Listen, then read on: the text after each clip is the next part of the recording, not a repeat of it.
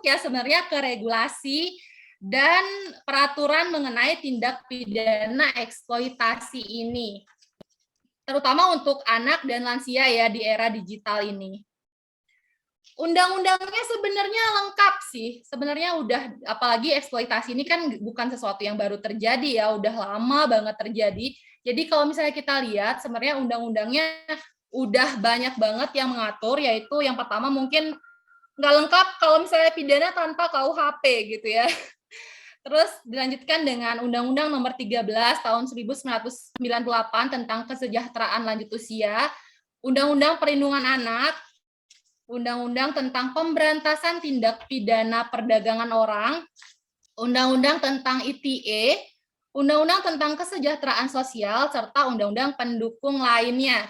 Nah, kalau misalnya kalian nanya nih tiba-tiba sama aku, Kak, di dalam KUHP ini tuh diatur di mana ya? Wah, kayaknya aku bakal pusing ngasih tahu. Atau misalnya di dalam perlindungan anak ini diatur di mana ya? Itu bakal pusing karena sebenarnya eksploitasi ini masing-masing undang-undang itu beda-beda.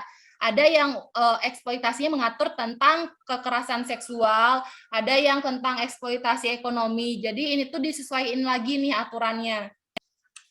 Nah, berkaitan dengan isu yang kemarin lagi hype, lagi happening gitu di bulan Januari, meskipun sekarang udah ketindih ya sama kasusnya Sambo dan Eliezer karena putusan kemarin, tapi ini masih bagus banget untuk dibahas.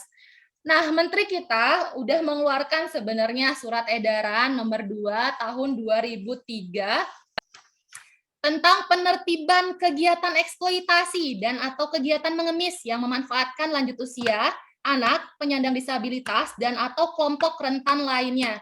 Sebenarnya Menteri kita ini sangat-sangat cepat ya mengambil tindakan dari viralnya kemarin, lansia-lansia yang mengemis di media sosial, langsung diterbitkan nih surat edaran, yang pada intinya mengatur bahwa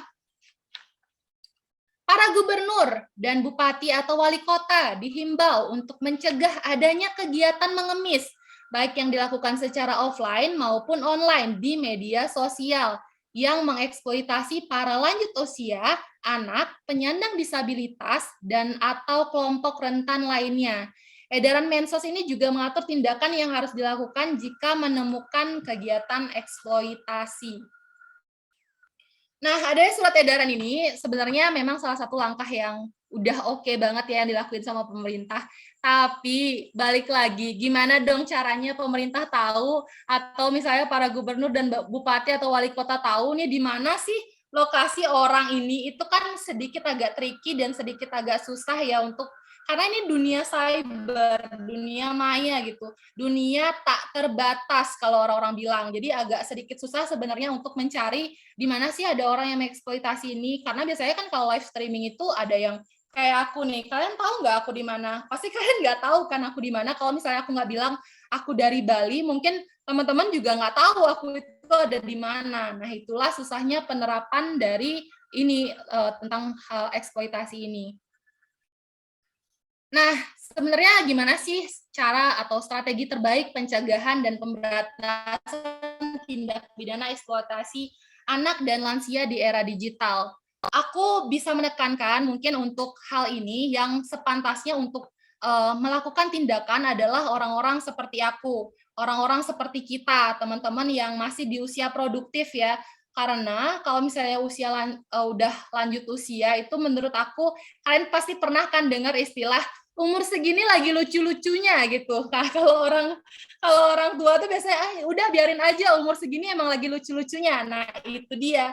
Meskipun nih mereka umurnya di atas dari kita, tapi kadang ulah lansia ini kadang out of the box gitu ya. Jadi menurut aku yang paling pertama adalah kita sebagai usia produktif, misalnya kita mengawasi orang nenek kakek kita yang udah lansia dalam bermedia sosial, terutama anak ya. Sering banget aku ngeliat masih kecil nangis udah langsung handphone tuh langsung dikasih, udah langsung anaknya diem, tapi nggak diawasi sama orang tua. Anak ini sebenarnya buka apa sih gitu. Makanya kemarin ada yang anak yang umur berapa ya, 16 tahun atau 14 tahun yang ngeluarin organ itu loh. Nah, itulah salah satu sebabnya anak itu nggak diawasi dalam penggunaan media sosialnya. Jadi mereka ngelihat, oh, wah ternyata bisa nih jual organ, terus dapat uang beratus-ratus juta gitu misalnya.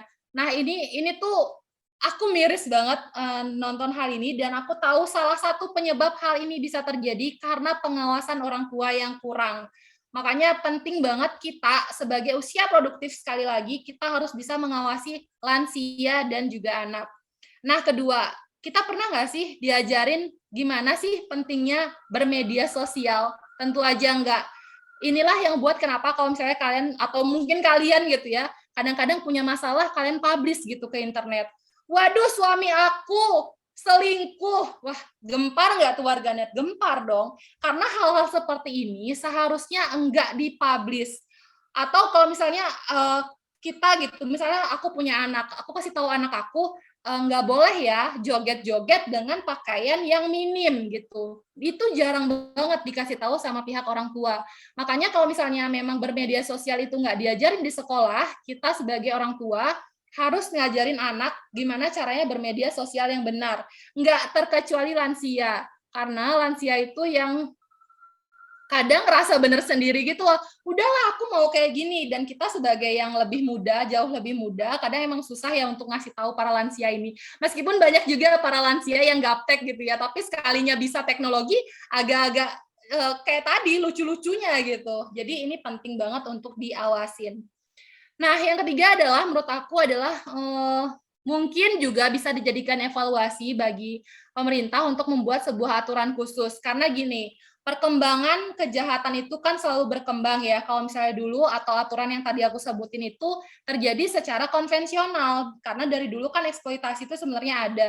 Nah, sekarang dengan media sosial yang semakin tinggi, bahkan kita kalau misalnya tiap minggu nih handphone aku itu bunyi rata-rata menggunakan handphone berapa jam gitu, dan pernah beberapa kali tuh di atas 10 jam. Jadi inilah menurut aku kayak perlu banget dibuatin sebuah aturan gimana caranya eksploitasi yang bias tadi, yang masih susah ngebedain nih yang mana yang disebut eksploitasi meskipun si anak mau gitu, itu dibuatkan sebuah regulasi khusus, mungkin bisa dipertimbangkan untuk pemerintah gitu.